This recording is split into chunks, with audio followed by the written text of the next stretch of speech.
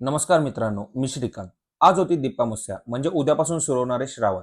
त्यामुळे मम्मी बोलली की सगळं लवकर आवरायचं नाहीतर जिंदगी खराब होईल. म्हटलं अजून किती होणार आहे. खाली फिरायला आज काही काका लोक दिसले नाही, पण मावशी जोरदार सायकल चालवत होत्या. आता मावशीकडून मोटिवेशन घेऊन उद्यापासून एक्सरसाइज सुरू करावी लागेल असा विचार केला. मोशनच्या आशेने आमच्या ताई जोरदार काम करताना दिसल्या. फॉर्मॅलिटी आणि मम्मीला पूजा केली की नाही याचे फोटो पाठवायचे होते, सो दीदीला जबरदस्ती अंघोळ करून देवपूजा करावी लागली. दीपामावस्यासाठी दिवे लागणार होते, मग आजूबाजूच्या घरून पण दिवे आणले आणि आमच्या ताईने पूजा सुरू केली. दाराच्या उंबरठ्याला हळद लावण्यासाठी जवळपास 1 किलो हळद तिने पाण्यात टाकली. त्यामुळेच आमच्या जिजूंकडे बघून कधी कधी कीव येते. आपल्या जळगावच्या सोयाबीन बिर्याणीची तलप लागलेली म्हणून आज सोयाबीन राईस करायला घेतला. सेकंड शिफ्ट होती, सो लॉगिंग केला आणि थोडे कामं केले. दिवस असाच बोरिंग गेला, कारण आज होती अमावस्या. मग मम्मी बोललेली की बाहेर जायचं नाही, म्हणून तिचे नियम मोडून आम्ही आलो कन्नुकी चायला.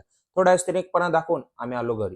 आज तर मस्तच दिवस होता भाई. मस्त गरमागरम पुरी, खीर, भाजी आणि पकोडा. इतकं सॉलिड जेवण झाल्यावर म्हटलं झोपायला जाणार, तेवढ्यात मॅनेजरचा कॉल आला की हँडओव्हर मेल मध्ये इश्यू आहे. मग काय, तेव्हापासून पूर्ण दिवसाची अमावस्या सुरू झाली.